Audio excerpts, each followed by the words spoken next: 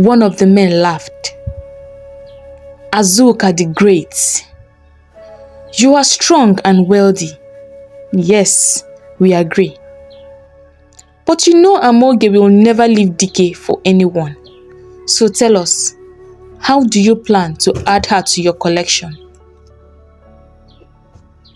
Azuka laughed in his very loud baritone. I am Azuka the Great, the one whose back has never touched the ground. I will have whatever I want. Dike has agreed to wrestle with me come the New Yam Festival. I will show him why I am called Azweluana, he boasted.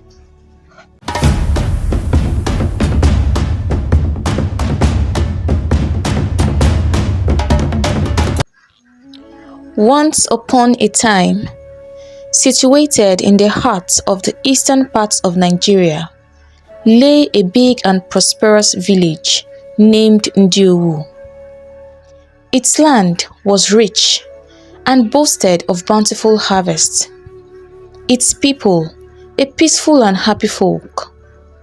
The village thrived and all lived in peace and unity until one day. The king became very ill. Different traditional healers came in from far and wide, all doing their best to heal the king. But nothing seemed to be working. His condition continued to deteriorate.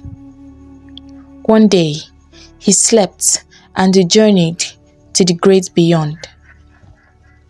The village was thrown into mourning. They loved their king so much. He was the reason the village thrived. A benevolent king, filled with wisdom and love for his people. As a result, people came bearing substantial gifts, always to pay homage to the king. He was wealthy and owned vast acres of land, an unquantifiable number of livestock, including horses, and a wonderful collection of pure gold in form of jewelries. Throughout his lifetime, he had amassed great wealth. The king had 2 sons born on the same day of different mothers. Right from the time they were little, they argued constantly over who was the elder. And their mothers only made things worse. The boys grew into men, and the struggle over superiority continued. Immediately the king passed, while the village was mourning, his sons started trying to outsmart each other over their father's properties. Normally, in the custom of Ndiowu, when the king passed, the crown, which stood as a mantle of leadership, would determine who the next king would be. If the king had more than one son, regardless of who the eldest was. These young men were aware of the customs of the land. They did not know who the crown would choose. Hence, they were determined to keep anything they could get, a part of their father's property, for themselves. There was enough to go round for the both of them, but they were greedy. The both of them wanted all for themselves. And it got to a point that the 2 men started plotting each other's death. The elders and custodians of the customs and tradition could not control the situation. Things had gone beyond their control. The young men started to attack each other physically. They quarreled and fought incessantly over a wealth they did not acquire by themselves. These young men, filled with anger, decided to take things to the next level. They caused a division amongst the king's warriors and even recruited more from the neighboring villages. What started as a simple altercation became a full-blown war. The village was thrown into a frenzy. There was anarchy. The war became fierce. The warriors fought and killed each other. Even the innocent villagers were caught in between the war. A lot of them were killed and houses destroyed. The once peaceful village of Ndiowu became a shadow of itself. The villagers started running to seek refuge in other neighboring villages. Soon, the village became desolate. Some had died, while the wise ones fled for their lives. The king's sons lost their lives in the battle they started, and no one inherited anything at the end of the day. All the gold lay in waste. What was left of the animals roamed freely into the bushes and would later become game for the hunters. No one remained in the village. The peaceful and prosperous village of Ndiowu lay in ruins. Among the villagers who fled was Akudo. Her husband was killed in the war, so she took her 3 sons and fled to Ofianta, her mother's village. The news of what had befallen the great Ndiowu spread across many towns and villages. Some neighboring villages turned away the refugees, insisting that they would bring bad luck to them. But Akudo's people welcomed her with open arms. With the support of her mother's people, she was able to have a fresh start with her children. Akudo was given a piece of land to build on, and another to farm, so that she could from there feed herself and her children.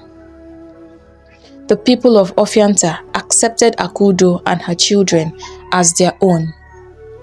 They lived there happily, leaving their past and their village behind. Many years later, Akudo's small family had multiplied and occupied a portion of the village. They waxed strong and became very prosperous. The people of Ofianta became jealous of them. They feared that they would one day take over their land. At this time, Akudo had lived and died at a very ripe age. And so has the people before her and those who accepted and accommodated her and her children. The villagers who lived then have been replaced by their offsprings, who did not fully accept Akudo's offsprings. Driven by their jealousy, they began to antagonize the children of Akudo, who they now refer to as Ndiobia, which means visitors. They deprived them of certain privileges, some of which they enjoyed in time past, and constantly mocked them, daring them to return to their village if they had one.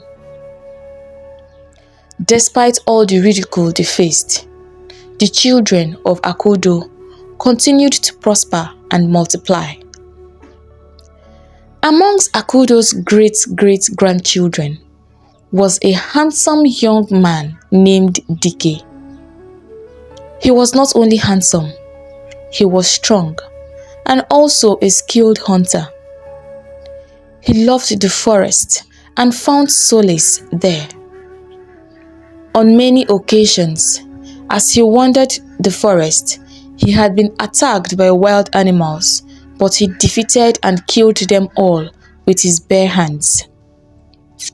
Many of the village maidens had their eyes set on Dike, but he had eyes only for one maiden, Amoge, the daughter of Chief Oko, who is a member of the king's cabinet. She was not just beautiful, she was a very good dancer. When she danced, people watched in awe of the way her body swayed to the rhythm of the music. Amoge had rejected all the suitors her father had arranged to marry her. She loved Dike as much as he loved her, and had refused to settle for none other than him. This angered her father. As far as he was concerned, Dike was from the lowly Ndiobia tribe and is not worthy to marry his beautiful daughter. Dike and Amoge, despite all this, did not give up on their love. They were determined to be together no matter what was thrown at them. The New Yam Festival was the biggest event held every year to the gods for a bountiful harvest. The occasion was usually grand, and people came from different places to witness it every year. The highlight of the event was the wrestling match and the maidens' dance. And so it happened that whoever won the wrestling match would pick any maiden of his choice and take her as a wife. The maidens were usually very excited around this time of the year. They made sure to look their best, for it was a great privilege to marry a strong and brave warrior. Azuka, no doubt, was a very handsome man. Not only that, he was strong and wealthy. For the past 6 years, he had remained the undefeated wrestling champion and had married for himself 6 wives. He boasted to all who cared to listen that no man could defeat him in a wrestling match, and that he would retire after he had married the 7th wife. Azuka had always had his eyes on Amoge. Everyone knew she was a beautiful dancer, but she would never join the maidens to dance. Azuka had approached her with its intentions, but she turned him down, bruising his ego. He knew it was because of Dike, and if he must get Amoge for himself, there was only one way to go about it. One day, he waited for Dike on the path leading to the forest, knowing fully well that Dike would come through that way. Immediately he sighted Dike coming out of the forest carrying a wild antelope. He jumped out of hiding, blocking his way. Dike, looking confused, stopped in his tracks. "What is the meaning of this, Azuka?" he asked. "You have something I want," Azuka replied, a wicked smile spreading across his face. "And you know me," he continued. "I always get what I want, for I am Azuka, the great warrior." Now, Dike was truly confused. "You are speaking in riddles, Azuka. I don't understand." Azuka moved closer to him. "Amoge," he said. "I want Amoge." Dike laughed. "You must be joking. Why not let her decide for herself who she truly wants? I know you have made advances towards her and she has turned you down. So why not leave her alone? There are many other beautiful maidens in the village. And besides, you have 6 wives already. Amoge is mine, and no one can break us apart." Surprisingly, Azuka burst into laughter. "What makes you think a man like you can marry Amoge? You are not worthy of her, you lowlife. You dare raise your shoulders and talk to me the way you want? You seem to forget who I am." I am Azuka, the great warrior of Ofianta. Who are you? You don't even know who you are or where you are from. Now let me remind you who you are. You are nobody. A visitor in another man's land. You have no right to stand in my way. Dike was boiling inside. Azuka had struck a nerve, but he would not back down. Azuka, he said, no matter what you say to me, I will not let you bring me down. Amoge has made her decision, and you cannot change it. Azuka smiled. Then we shall do this the manly way. The New Yam Festival is near. I challenge you to a wrestling match with me. If you win, Amoge is yours. But if I win, then she is mine. A man never backed down from a challenge. So Dike accepted the challenge. Azuka was happy with himself. Finally, Amoge would be his bride. He had never lost a wrestling match in all his years as a warrior. The villagers, when singing his praises, would often call him Azueluana, which means the one whose back never touches the ground. He knew the only way he was going to get Amoge was to challenge Dike to a match, having full confidence that he would easily overpower the hunter. Dike went home with mixed feelings. He was angry and worried all at the same time. He was angry because Azuka had belittled him and his people, reducing them to the barest minimum. He wondered what it would feel like to actually go back to their village. He had been told many times the story of how they came to settle in Ofianta, the village of his great-great-grandmother, Akudo. But Azuka was right. They were visitors in another man's land. The war had long been over and their land still lay desolate. It was time to return home, he thought to himself. However, he had a pressing issue to attend to: the wrestling match. Truthfully, Dike was worried. No one had ever beaten Azuka in a fight for the past 6 years in a row. Some of the young warriors in the village practiced for months in preparation for the wrestling match. But at the end of the day, Azuka always came out victorious. Dike became very worried. He was at the verge of losing Amoge. But a man never backed down from a challenge, he kept telling himself. He would be seen as a coward if he did so. And so Dike summoned courage. He was going to fight Azuka with all his strength and defeat him with the gods on his side.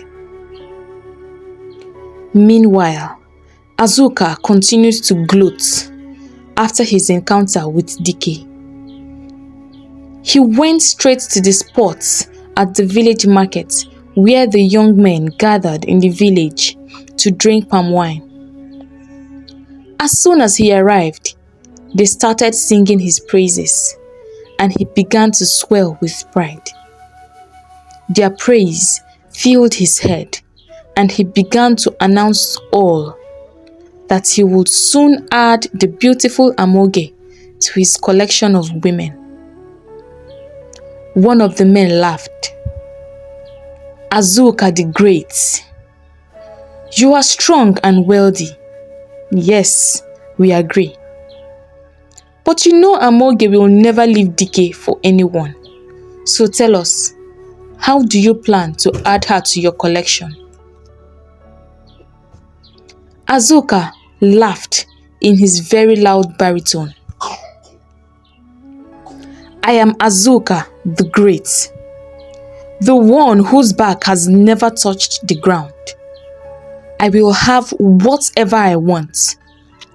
Dike has agreed to wrestle with me come the New Yam Festival. I will show him why I am called Azueluana, he boasted.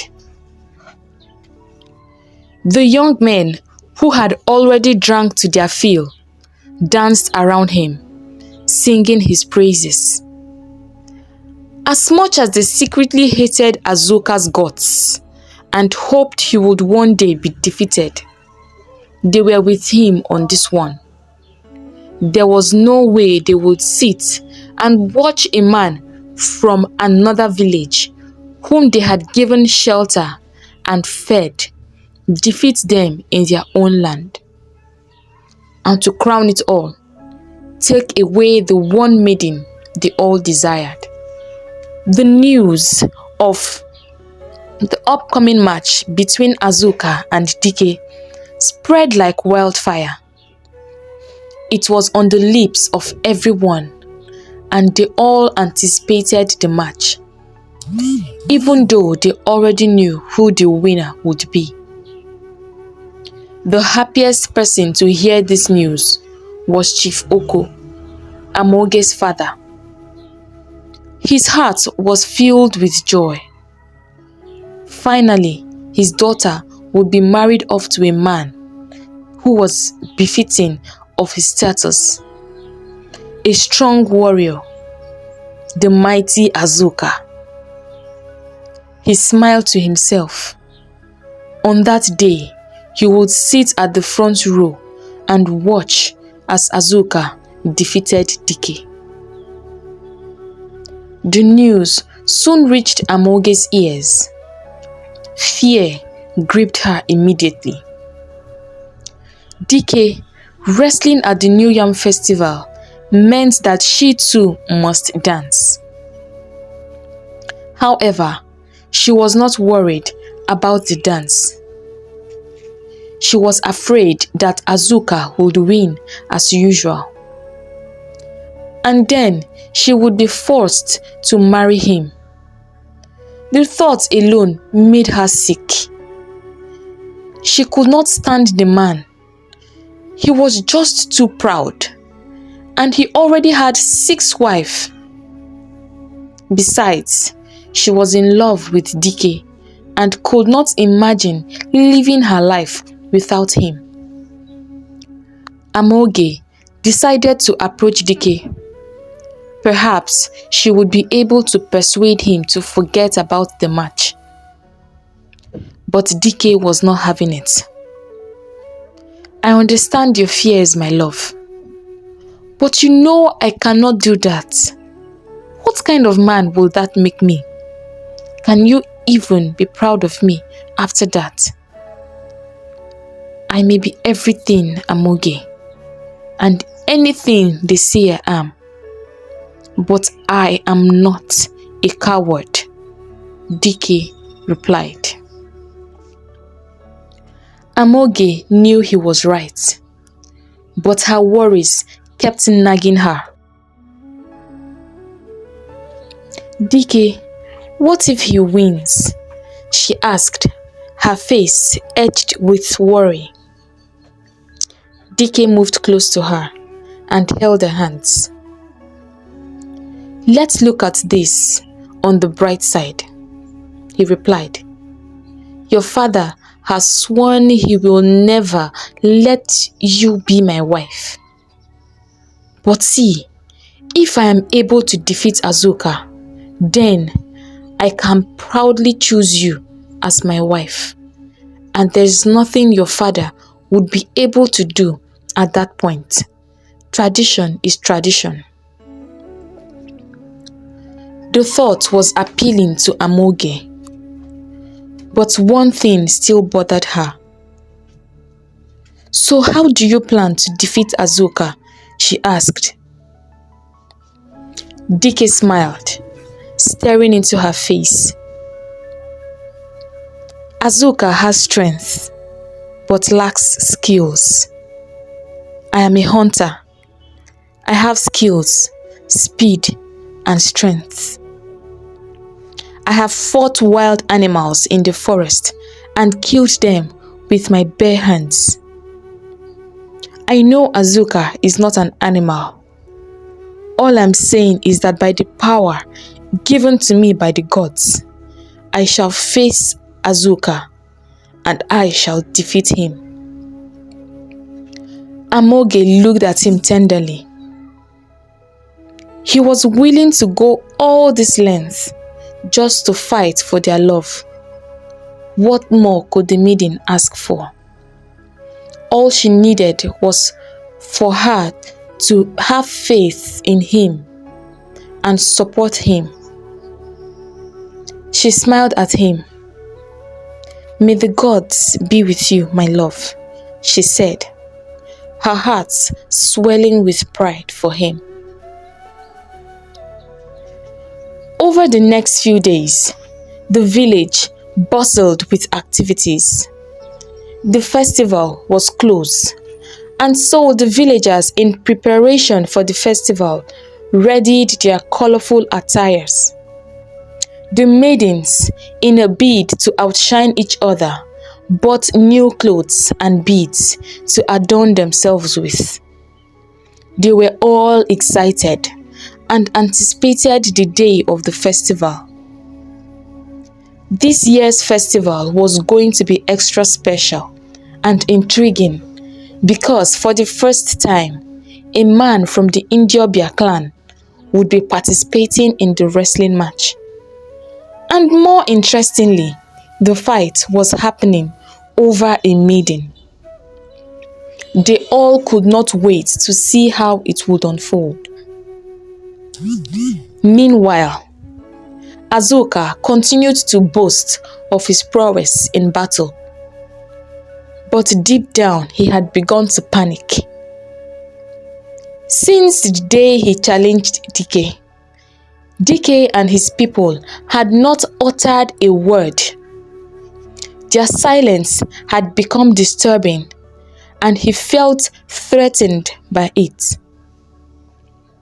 Azuka wondered what they were planning, but whatever it was, he needed to have a backup plan. And so, he journeyed to the next village to consult a witch doctor.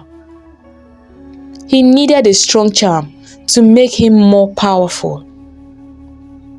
The witch doctor gave him a bead to tie around his waist. As long as he had the beads on, he would be undefeatable. He was also given a small ring to wear on his finger.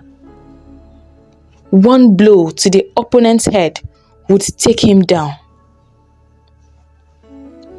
Azuka returned to the village with a renewed hope and strength.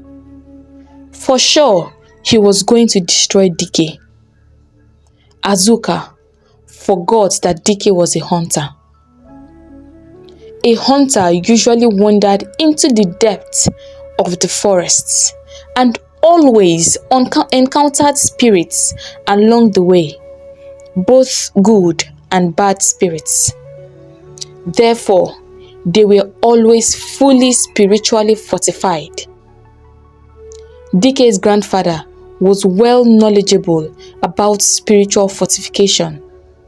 He always made sure that his grandson never entered the forest without being fully fortified. What Azuka did not know was that charms could not work on Dike, for he had a strong spiritual covering. The day of the festival came. The villagers came out in their beautiful regalia.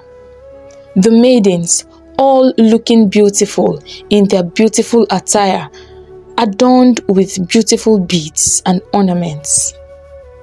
People came from far and wide to witness the yearly event. The whole place was colorful. Everyone looked happy to be there that day, except two souls, held prisoners by love, Dike and Amoge. They could not see each other that day, but in their respective location, they were tensed. Amoge feared the outcome of the day's event. Since the match was announced, she had become restless. She knelt in her room every morning and night, praying to the gods to favor her Dike and give him victory. Now, the day has come. She hoped for the best and feared the worst. Dike from where he sat watched Azuka as he entered the arena with men carrying him on their shoulders and singing his praises. He started feeling nervous. He looked around him. He was surrounded by his family, those that loved him and truly cared about him. For him, this fight was not just for Amoge. It was also for his people, his family. If he was able to defeat the mighty Azulwana, perhaps the people of Ofianta would look upon them with a new sense of respect. These thoughts brought back his confidence. He would not back down. He would give this fight all he had. The festival opened with the maidens' dance. They all swayed their waists to the rhythm of the drums. Amoge, as soon as she hit the dance floor, forgot all her worries. As soon as she heard the drums, it was as if a spirit had taken over her. Her body moved gracefully, her hips swaying with reckless abandon. She was the star of the show. Everyone had their eyes on her. Dike from where he sat watched her with a big smile spread across his face, a sense of pride filling his heart. If the circumstances were different, he would be standing very close by, cheering her. Soon, he told himself, soon he would spend the rest of his life cheering her. Holding that thought, he waited for the moment everyone was waiting for. Finally, the time came and the two opposing parties were introduced into the arena. It was a fight without weapons. The one whose back hit the ground would automatically become the loser, and the one still standing, the winner. The open arena, a clearing of red earth, bore the footprints of countless battles past, and today it would witness another. The two warriors, the pride of their respective clans, stood poised for combat. As the drums began their feverish beat, the warriors circled each other, eyes locked in a dance as old as time. Azuka launched first, sending his fist straight towards Dike's head. But Dike had speed. He swiftly dodged, landing his own blow into Azuka's stomach. The blow landed with a force so strong it cut the airflow from his lungs. Azuka's eyes opened in shock, but he caught himself quickly. The battle became fierce. Dike brought in all the skills he had gathered over the years as a hunter. Azuka could not match him. He had strength, but lacked skills. His charm had failed him, for he had landed several punches with his ring, but nothing happened. The villagers watched their hero being defeated. Children clung to the skirts of their mothers. The elders watched in horror.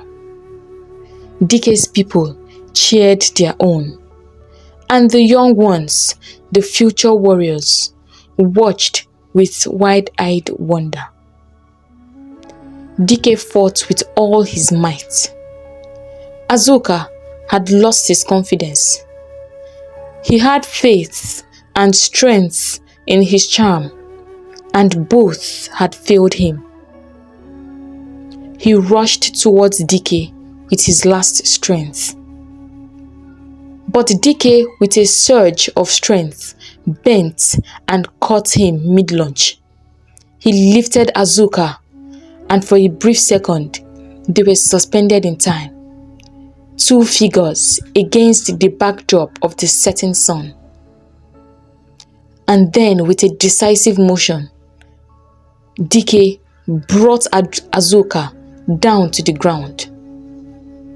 The village erupted in a great shout. The people of Ofianta shouted in disbelief. Their hero had fallen. The one whose back never touched the ground lay unconscious on the ground. Dike's people rushed into the arena and lifted him on their shoulders, their hearts filled with joy. Amoge watched the display from where she sat, tears of joy filling her eyes. The gods had given them victory after all. Dike, according to tradition, claimed his bride. There was nothing holding them back now.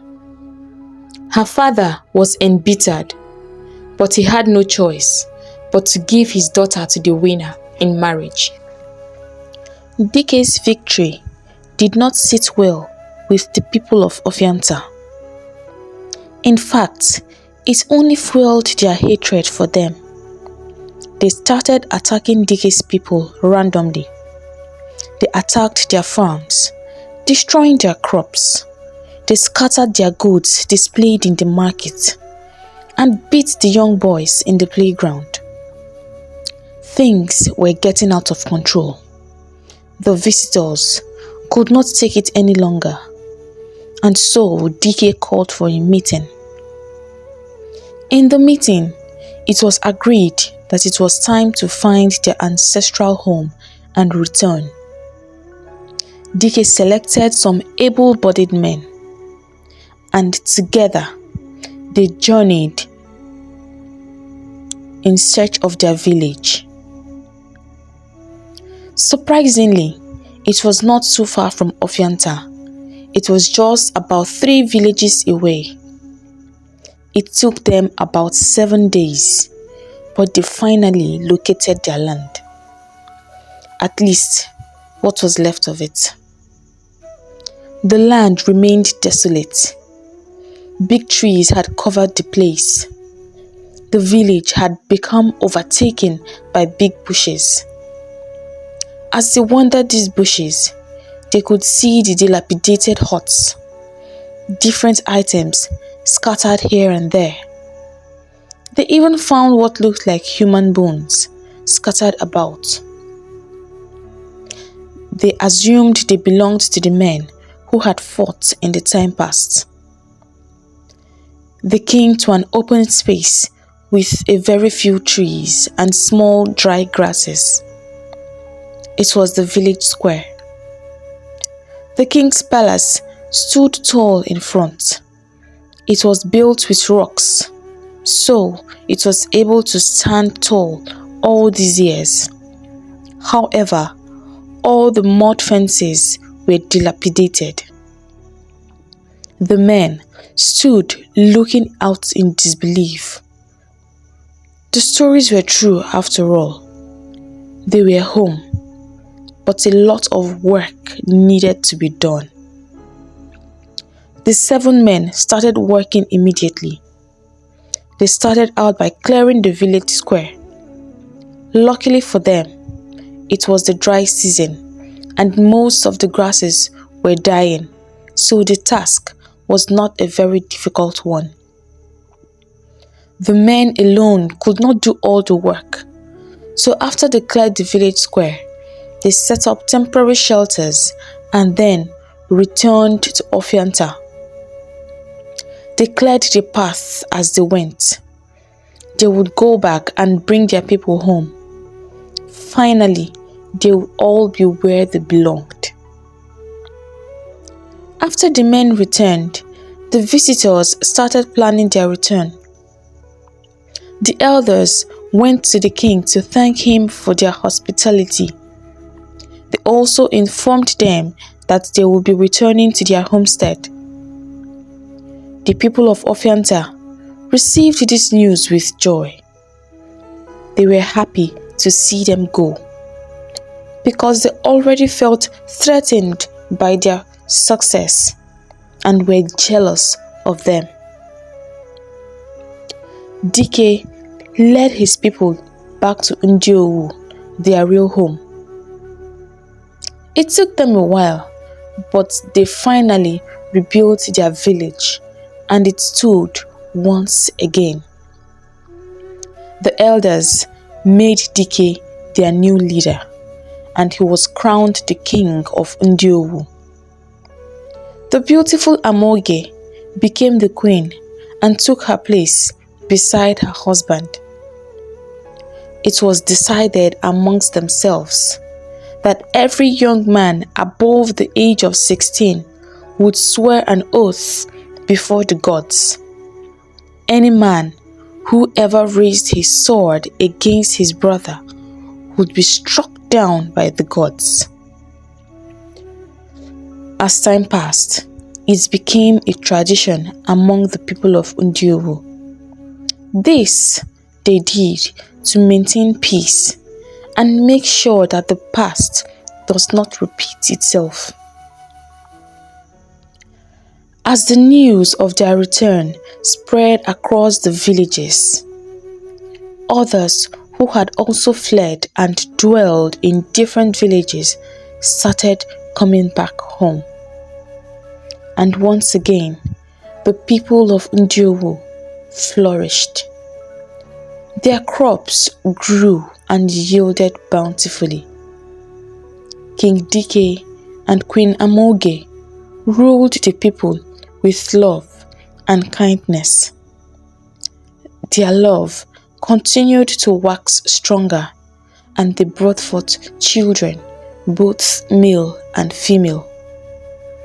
The village lived together in peace and love till this day. Hey lovers, thank you for watching. If you are new here, welcome to my space. And if you all enjoyed watching this story as much as I enjoyed creating it, please give this video a big thumbs up and share your thoughts or what you have learned from it in the comment section. If you have not done that already, don't forget to hit the subscribe button. I'll have to go now, but I'll see you all in my next video. Bye.